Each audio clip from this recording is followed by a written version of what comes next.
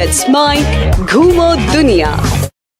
नमस्कार दोस्तों, शायर लालचंद फलक का एक मशहूर शेर है, दिल से निकलेगी न मरकर भी वतन की उल्फत, मेरी मिट्टी से भी खुशबुए वफा आएगी। तो आज बात इसी खुशबुए वफा की, जिसका गुलशन है हमारा निहायत खूबसूरत राज्य सिक्किम। तो इससे पहले कि सिलसिला आगे बढ़े, लेट्स माइक की नए दर्शकों से गुजारिश कि हमारा ऐप डाउनलोड करिए और चैनल सब्सक्राइब कर हमें प्रोत्साहित करिए ताकि हमारे कार्यक्रम आप तक निर्बाध पहुंचते रहें। तो आइए चलते हैं बाबा हरभजन सिंह मंदिर की ओर। भारतीय सैनिकों के अदम्य साहस का लोहा आज सारी दुनिया मानती है, लेकिन क्या आप ऐसी वीर गाथा पर यकीन कर सकते हैं कि मृत्यु के बाद भी किसी सैनिक ने नौकरी नहीं छोड़ी और देश के लिए सीमा पर लगातार चौकसी कर रहा है? जी हां, सिक्किम की राजधानी गंगटोक से और ऊपर जेलेप दर्रे और नाथुला दर्रे के बीच करीब 13,200 फुट की ऊंचाई पर बना है महान सैनिक बाबा हरभजन सिंह का मंदिर। एक ऐसी पुण्य स्थली जहां केवल भारतीय सेना ही नहीं बल्कि चीनी सेना भी शीश नवाती है। तो आखिर कौन थे ये सिपाही हरभजन सिंह, आइए जानते हैं। इनका जन्म 30 अगस्त 1946 को पंजाब के सदराना गांव में हुआ था, जो अब पाकिस्तान में है। इन्होंने 1966 में भारतीय सेना ज्वाइन की और 2 साल के अंदर 1968 में इन्हें 23वीं पंजाब रेजिमेंट के साथ पूर्वी सिक्किम में तैनात किया गया। 4 अक्टूबर 1968 को टुकुला से डोगनचई ला के बीच खच्चरों का काफिला ले जाते हुए इनका पैर फिसल गया और नीचे गहरी खाई में गिरने से इनकी मृत्यु हो गई। लेकिन खाई में पानी के तेज बहाव के कारण उनका मृत शरीर करीब 2 किलोमीटर बह गया। बहुत खोजबीन के बाद भी सेना के जवान हरभजन सिंह का शव नहीं ढूंढ पाए। कहा जाता है कि हरभजन सिंह ने अपने साथी सैनिक के सपने में आकर अपना मृत शरीर मिलने का जो स्थान बताया था, वहीं वो मिला भी। यहां तैनात जवान बताते हैं कि बाबा ने सपने में ही अपनी समाधि बनाने की बात भी कही थी। वही समाधि स्थल आज मंदिर का स्वरूप ले चुका है। ऐसी मान्यता है कि मृत्यु के बाद भी बाबा हरभजन सिंह अपनी ड्यूटी करते हैं और चीन की सभी गतिविधियों की जानकारी अपने साथियों को सपने में आकर देते हैं। श्रद्धा और विश्वास का संगम देखिए कि उन्हें अन्य स्टाफ की तरह सैलरी मिलती है और साल में 2 महीने की छुट्टियां भी। इसके साथ साथ अन्य सभी सुविधाएं आज भी उन्हें दी जाती हैं। 2 महीने की छुट्टी के दौरान न्यू जलपाईगुड़ी रेलवे स्टेशन से पंजाब के कपूरथला के कूका गांव तक ट्रेन में उनका टिकट बुक कराया जाता है और स्थानीय लोग उनका सामान लेकर उन्हें रेलवे स्टेशन छोड़ने जाते हैं।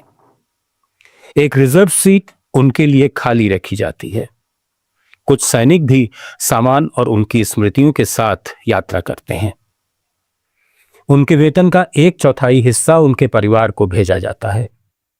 इतना ही नहीं, नाथुला में जब भी भारत और चीन के बीच फ्लैग मीटिंग होती है तो बाबा हरभजन सिंह के लिए एक कुर्सी अलग से लगाई जाती है। बाबा हरभजन सिंह मंदिर में उनकी मूर्ति के साथ उनके शस्त्र, जूते और बाकी सामान भी रखे हुए हैं। सेना के जवान ही इस मंदिर में पूजा आरती करते हैं। उनके जूतों पर पॉलिश की जाती है और जवान ही उनके सामान की सार संभाल करते हैं। लोगों का तो यहां तक मानना है कि सुबह उनके जूते कीचड़ से सने होते हैं और बिस्तर सलवटों से भरा मिलता है। सैनिकों को विश्वास है कि बाबा हरभजन सिंह आज भी यहां मौजूद हैं और मुस्तैदी से देश की सीमा की रक्षा कर रहे हैं। इस हरभजन सिंह मंदिर की भव्यता देखते ही बनती है। प्रमुख रूप से यहां बाबा हरभजन सिंह की सोना मणि प्रतिमा स्थापित है। आम मंदिरों की तरह देश भर से आए श्रद्धालु यहां भी घंटा बजाते हुए मंदिर में प्रवेश करते हैं और शीश नवाते हैं। पास ही बाबा जी का लिविंग रूम है, जिसे फूल मालाओं से सजाया जाता है। लिविंग रूम के ठीक बाहर बाबा जी का मेरठ में लिया गया ग्रुप फोटो लगा हुआ है। इसके पास ही है बाबा हरभजन सिंह जी का ऑफिस और स्टोर रूम। बाबा जी की आरती मंदिर के अंदर दीवार पर फ्रेम में जड़ी हुई है और वहीं पास ही वाहे गुरु की अरदास भी लिखी है।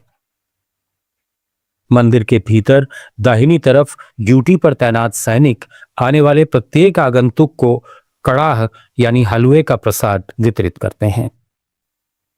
मंदिर परिसर में ही एक और पर्यटकों के लिए नियमित निःशुल्क लंगर की भी व्यवस्था है। 13,000 फुट से भी अधिक ऊंचाई पर भारतीय सैनिकों के हाथों लंगर में भोजन पाना किसी अमृत से कम नहीं लगता। भीड़ कितनी भी हो, अनुशासित पंगत में सबको पूरी प्रसादी मिलती है। जाहिर है यह अद्भुत रोमांच का अनुभव होता है। आस्था और देश प्रेम के इस तीर्थ पर पर्यटक फोटोग्राफी करना बिल्कुल नहीं भूलते। मंदिर परिसर में शिखर पर लहराता भारतीय तिरंगा सबका ध्यान अपनी ओर खींचता है। पास ही सिख धर्म का निशान साहब हर किसी के मन में आस्था जगाता है। देश प्रेम और आस्था का इससे बेहतरीन उदाहरण और क्या होगा। हर तरफ बादलों से आलिंगन करते गगनचुंबी पर्वतों से घिरा ये इलाका अद्भुत प्राकृतिक छटा बिखेरता है। इन पहाड़ों की तलहटी में बनी गहरी गहरी खाइयां देखकर आम लोगों की रूह कांप उठती है, लेकिन इस माहौल में हमारे सैन्य कर्मियों का उत्साही और जोशीला अंदाज दिलो दिमाग पर कब्जा कर लेता है और हर किसी का सिर गर्व से भर उठता है।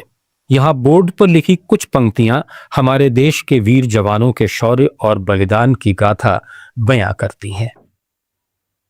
सिंधु तट से हिम शिखर तक हम खड़े दीवार बनकर, आक्रमण जब जब हुआ है हम लड़े तलवार बनकर, रक्त के झरने बहाकर रेत को हमने भिगोया, बर्फ पर भी हम लड़े हैं दहकते अंगार बनकर। और अब देखिए हर भारतीय को गर्वोन्मत्त कर देने वाली एक और दमदमाती प्रतिमा जो मंदिर परिसर में ही दाहिनी तरफ स्थापित है।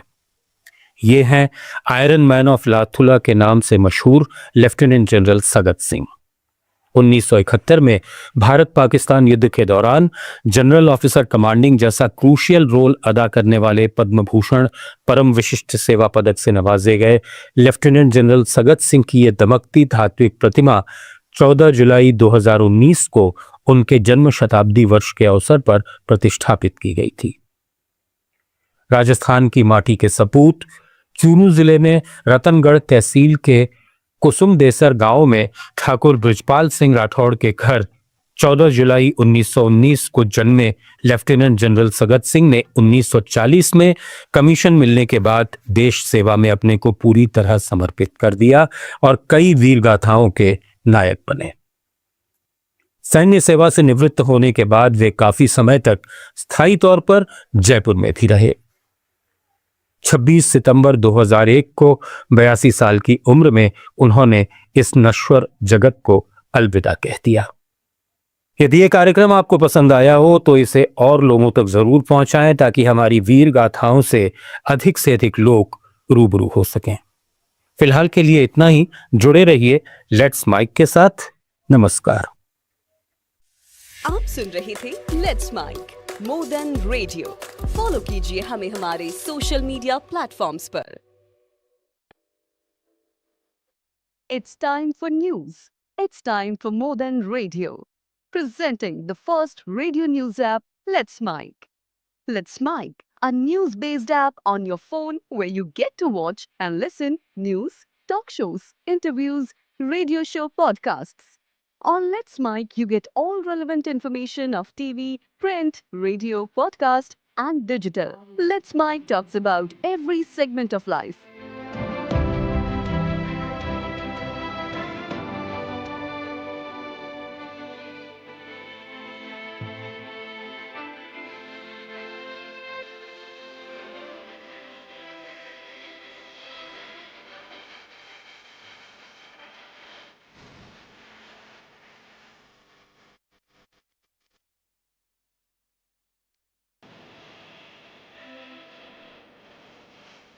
Let's Mike is not just a revolutionary idea. Download the app now from Play Store.